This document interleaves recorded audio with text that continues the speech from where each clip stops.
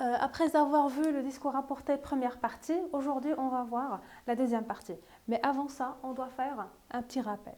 Donc, pour passer du discours direct à celui indirect, avec un verbe introducteur au présent, euh, je disais la dernière fois qu'il n'y aura aucun changement au niveau des temps verbaux ni au niveau des indicateurs spatio-temporels. Ce qui va être changé, ce sont les pronoms, soit personnels, soit possessifs. Donc, j'ai ici des phrases pour vous rappeler ce qu'on a dit la dernière fois.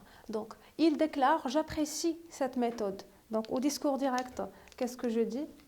Je vais dire, il déclare. Donc, comme je dis toujours, on doit commencer avec la proposition introductrice. Et donc, je vois ici que la phrase est déclarative. Donc, je modifie ou bien je remplace les deux points et les guillemets avec que. Donc, ici, j'ai un je, c'est-à-dire le pronom personnel je.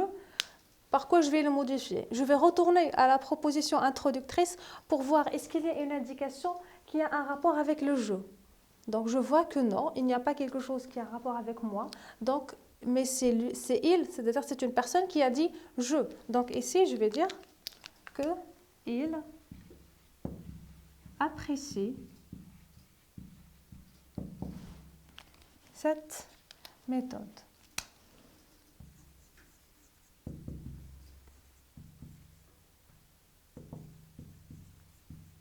Donc, quand vous voyez ici, j'ai le verbe apprécier qui est conjugué au présent de l'indicatif. Aussi, dans le discours indirect, je dois avoir le verbe au présent de l'indicatif, mais bien sûr en fonction du pronom personnel avec lequel il est conjugué. Donc, il déclare qu'il apprécie cette méthode. Bien sûr, il y a la rencontre de deux voyelles. Je dois en mettre la première. Donc, deuxième phrase, avance, m'ordonne, mon ami. Donc, quand vous voyez ici, j'ai une phrase qui est impérative. Et donc, au discours indirect, bien sûr, je commence toujours avec la proposition introductrice. Je ne vais pas commencer avec le verbe, mais je vais commencer avec le sujet. Je vais dire, mon ami m'ordonne. Donc, puisque c'est une phrase qui est impérative, je modifie, je dirais, le point d'exclamation et les deux guillemets avec de plus l'infinitif du verbe qui va être de avancer. Bien sûr, je dois mettre un point. Donc, aussi ici, je dois dire m'ordonne d'avancer. Troisième phrase. Est-ce que tu viendras demain? Donc, je vois ici que j'ai une interrogation. Donc, dans le discours indirect, je vais dire, je commence toujours avec la proposition introductrice. Donc, je vais dire, l'homme me demande. Donc, je dois omettre les guillemets et le point d'interrogation, mais je dois voir la typologie d'ailleurs de la phrase. Donc, c'est une interrogation. Je vais dire, est-ce que c'est une interrogation totale ou bien c'est une interrogation qui est partielle? C'est-à-dire, est-ce que c'est une question fermée ou bien c'est une question ouverte? Donc, est-ce que, normalement, c'est une question dont la réponse est oui ou bien non? Et donc, puisque ici, la réponse, ça doit être par un oui ou un non, donc là, c'est une question qui est totale. Donc là, je dis, me demande si. Ici, le tu, est-ce qu'il renvoie à moi ou bien à une autre personne? Donc, bien sûr, dans la proposition introductrice, j'ai le pronom me. Comme vous voyez ici, l'homme me demande. Donc, le tu ici, ça va devenir un je. Donc, même me demande si je viendrai demain.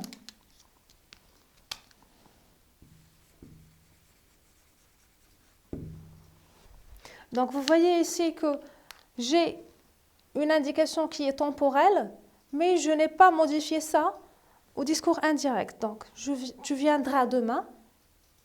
J'ai gardé l'indicateur temporel. Et puis ici, le verbe est conjugué au futur simple. Ici aussi, je dois avoir un futur simple. Pourquoi? Parce que le verbe introducteur il est conjugué au présent de l'indicatif. Regardez, vous avez demande et vous avez ici ordonne. Vous avez aussi déclare.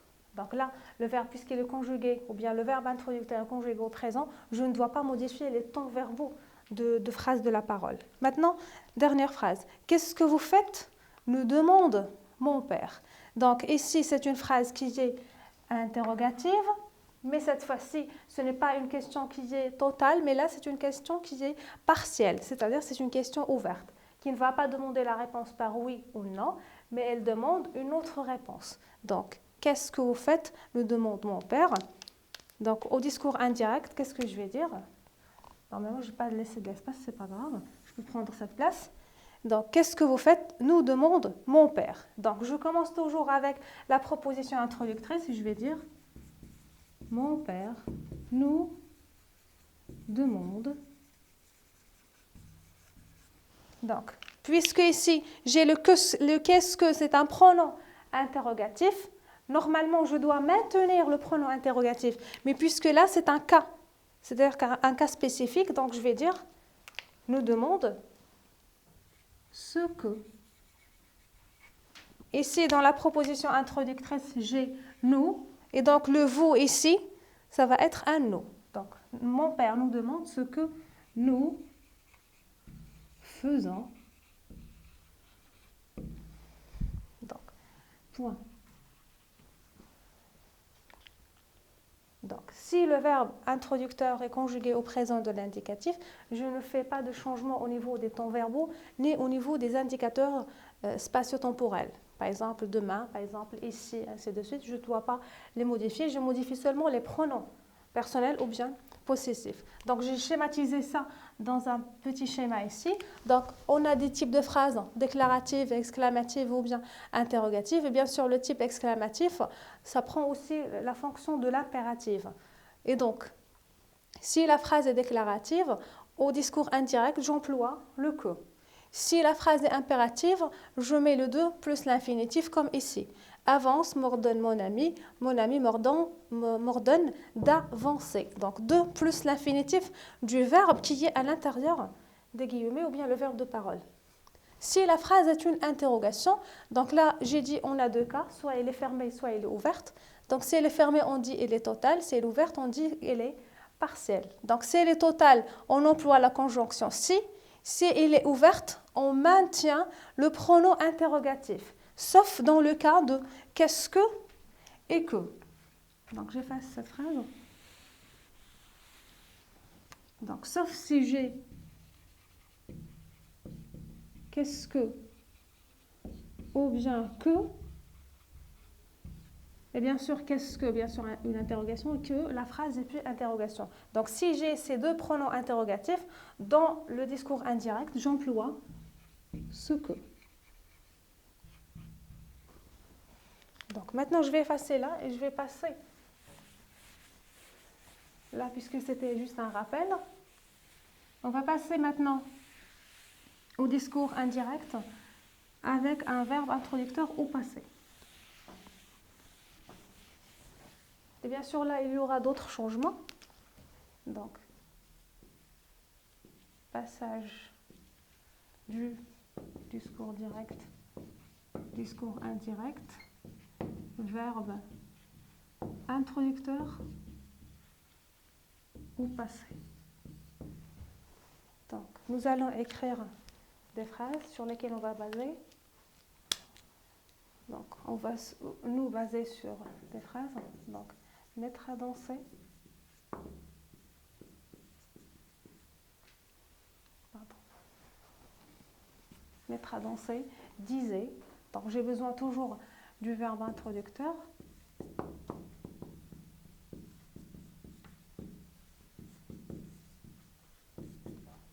Elle est fort belle. Donc, on va partir phrase par phrase. Donc, on a mettre à danser, disait, elle est fort belle. Donc, vous voyez ici, ce n'est pas comme je dirais tout à l'heure, on avait un verbe qui est conjugué au présent de l'indicatif. Mais là, on a un verbe introducteur qui est conjugué au passé. Et bien sûr, il s'agit de l'imparfait. Ce qui nous concerne, nous, ce n'est pas à quel temps le verbe introducteur est conjugué, mais l'important c'est est-ce que c'est un présent ou bien est-ce que c'est un passé. C'est-à-dire le passé ne nous concerne pas vraiment. C'est-à-dire, je ne dois pas chercher le verbe, est-ce que c'est un passé simple, est-ce que c'est un passé composé, est-ce que c'est de l'imparfait. L'important c'est que le verbe est conjugué au passé. C'est ça l'important. Et donc, si un verbe est conjugué à un temps qui est passé, je dois faire des modifications. Donc, quelles sont ces modifications? Donc, mettre à danser, disait, et je commence toujours avec la proposition introductrice. Mettre à danser, disait. Bien sûr, la phrase est une phrase qui est déclarative. Je ne dois pas oublier ce que j'ai dit, je dirais ce qu'on a obtenu des premières règles. Donc, disait que, bien sûr, elle parle à propos de elle. Bien sûr, il s'agit de la robe. Mais maintenant, ici, on a le verbe être qui est conjugué au présent. Maintenant, je ne dois pas garder le verbe au présent, mais je dois dire elle était fort belle. Donc, comme premier constat ici, on a un verbe qui était conjugué au présent. Au passage au discours indirect, on l'a modifié par l'imparfait. Maintenant, je vais passer à la deuxième phrase.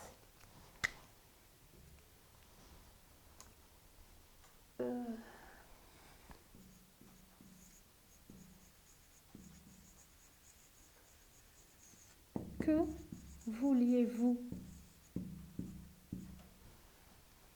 demander? Demandez le laquais.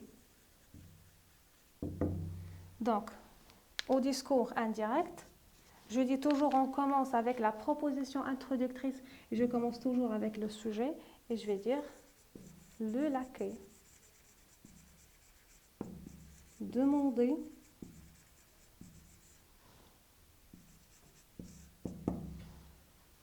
donc le laquais, demandez. Ici, j'ai un pronom interrogatif qui est que. Et tout à l'heure, on a dit si la phrase, ou bien si l'interrogation est partielle et avec que, au discours indirect, on doit employer le ce que. Donc, demander ce que. Ici, le vous, ça renvoie à Monsieur Jourdain. Donc là, on va tout simplement employer le il. Ce que. Il. Ici, j'ai l'imparfait. Et donc, je dois dire comme ça. Donc, le laquais demandait ce qu'il voulait. Donc, si vous avez remarqué, ici, le constat c'est si un verbe est conjugué à l'imparfait au discours direct, au discours indirect, ça reste un imparfait. C'est-à-dire, je ne dois pas modifier le temps verbal. Donc, imparfait, ça reste imparfait. Et ici, ce que j'ai ajouté, c'est que le que devient un ce que. Mais là, ça n'a pas. Le que devient un ce que, ça n'a pas une relation avec le ton verbal. C'est-à-dire, ça n'a pas une relation avec la conjugaison du verbe introducteur, non. Mais il s'agit à propos de, je dirais, la typologie de la phrase. Je passe à un autre exemple. Donc, Monsieur Jourdain a dit. Donc, j'efface aussi ici.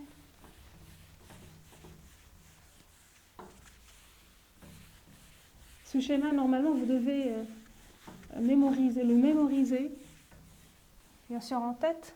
À chaque fois que vous voulez faire ou bien vous voulez passer du discours direct, indirect, vous devez vous rappeler de ça. Donc,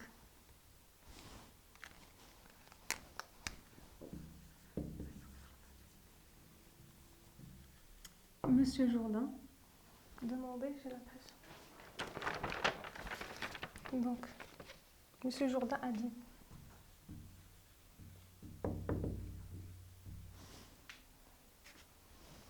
Je vous ai fait un peu attendre.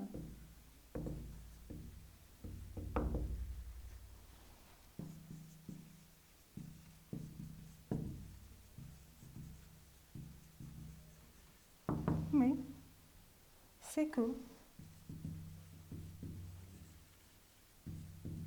je me fais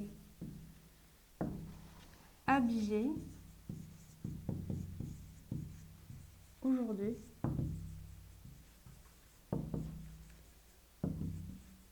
comme des gens de qualité. Bien sûr, la phrase est un peu longue, mais tout simplement parce qu'elle englobe des changements qu'on doit respecter au discours indirect. Donc, comme les gens de qualité. Voilà. Donc, maintenant, comme toujours, je commence avec la proposition introductrice et je dis Monsieur Jourdain a dit. Bien sûr, la phrase est déclarative, donc je dois mettre le que. A dit. Ici, le je, bien sûr, ça revient à Monsieur Jourdain, bien ça renvoie à Monsieur Jourdain, donc je dis il. Ici, vous, ça renvoie bien sûr à mettre à danser et à mettre de musique, donc je dois le modifier avec, je dois modifier vous avec les, parce qu'on dit faire attendre quelqu'un. Donc là, il s'agit d'un complément d'objet direct et donc je vais le modifier avec, ou bien le remplacer avec les. Donc, quel est, ici, le a et ça a un rapport avec le je, et donc ce qui a un rapport avec le il, c'est un a. Qu'il les a fait un peu attendre.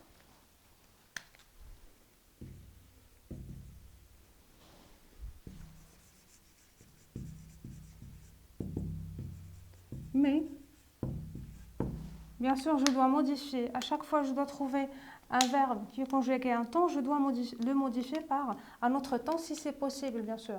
Donc, mais c'était que. Bien sûr, le que parce qu'il fait partie de la phrase. Donc, le je renvoie à Monsieur Jourdain, donc je dois modifier avec il. Donc, qu'il. Là, le je, ou bien le mot a un rapport avec le je. Donc, ce qui a un rapport avec le il, c'est ce. Il se. Mais cette fois-ci, on a un verbe qui est conjugué au présent de l'indicatif, au discours indirect. On doit dire qu'il se faisait habiller.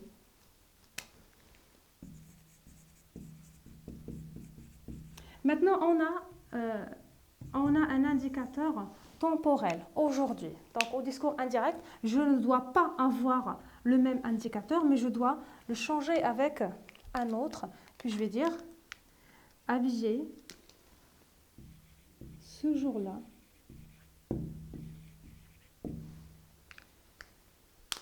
Comme des gens de qualité.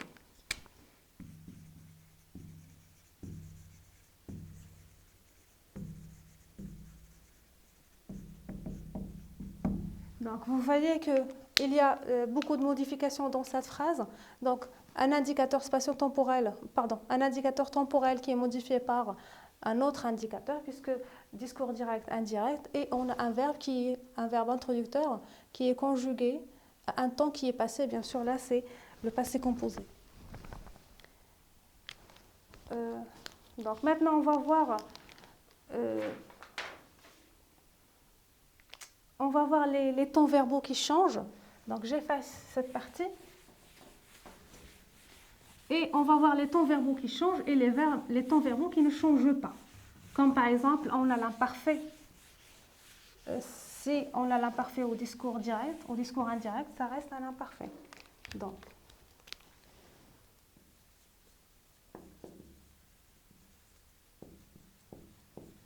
les temps verbaux qui changent. Donc, on a le présent,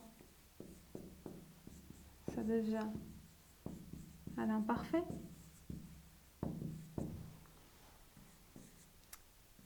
Un passé composé, ça devient un plus que parfait.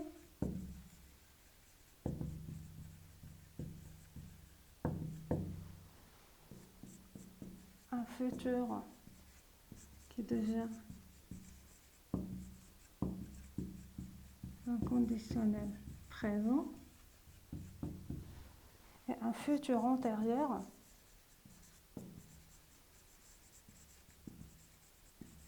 qui devient un conditionnel passé.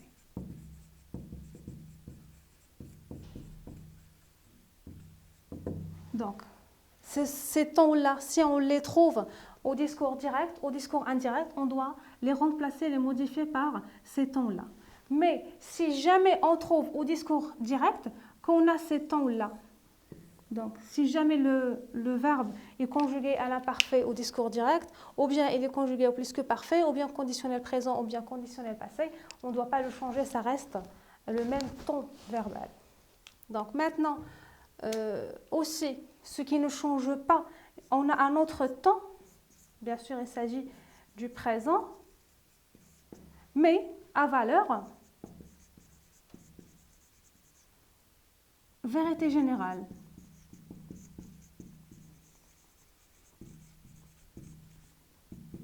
Je vais vous donner un exemple.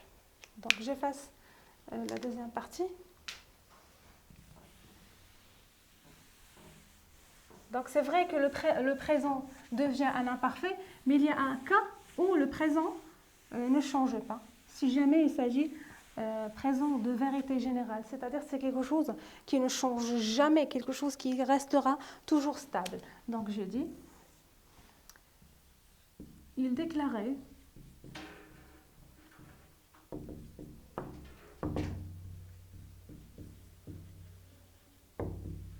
Dieu est clément. C'est-à-dire Dieu peut nous pardonner. Donc, Dieu est clément. Normalement, dans le discours indirect, puisque le verbe introducteur, c'est un verbe qui est au passé, donc un verbe introducteur qui est au passé, donc ce qui va être à l'intérieur des guillemets doit être changé. C'est-à-dire, je dois dire, il déclarait que Dieu était clément. Mais puisque Dieu est toujours clément, au discours indirect, je dois garder la phrase telle qu'elle est conjuguée au discours direct. Donc, il déclarait que Dieu est clément. Je parle aussi, par exemple, je dis l'eau donne vie à toute créature. Par exemple, il annonçait l'eau donne vie à toute créature. On a le verbe donner qui est conjugué au présent de l'indicatif. On ne doit pas le changer à l'imparfait. Pourquoi? Parce que l'eau donne toujours vie à toutes les créatures. Donc, je répète ce que j'ai dit jusqu'à maintenant, c'est que les temps verbaux qui doivent se changer ou bien qui doivent changer, ce sont le présent, passé, composé, futur, futur intérieur, et les verbes qui ne doivent pas, ou bien les temps verbaux qui ne doivent pas être changés, c'est imparfait plus que parfait, conditionnel présent et conditionnel passé. Maintenant, on va voir un petit exercice, ou bien avant. Avant le petit exercice, on doit voir les indicateurs spatio-temporels qui changent aussi. Donc, j'efface aussi une autre fois. Donc, indicateur.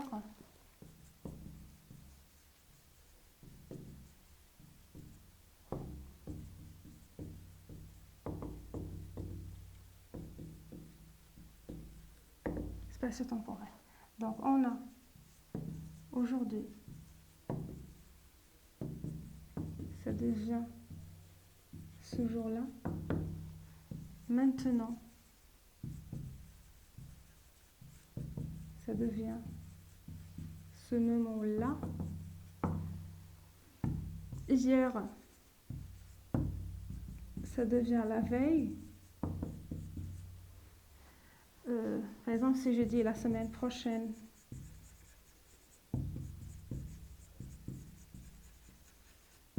ça va être la semaine suivante. C'est-à-dire à chaque fois, je vais trouver un mot plus prochain ou bien plus prochaine, ça devient le mot plus suivant ou bien suivante.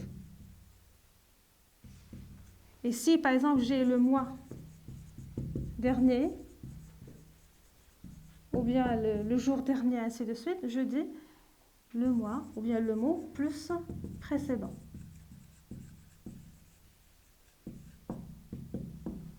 Et donc, bien sûr, là, ce sont des indicateurs qui sont temporels. Par exemple, l'indicateur spatial, je dis ici Et pour l'indication, je dirais au discours indirect, je dis là. Ou bien par exemple, je dis ce garçon.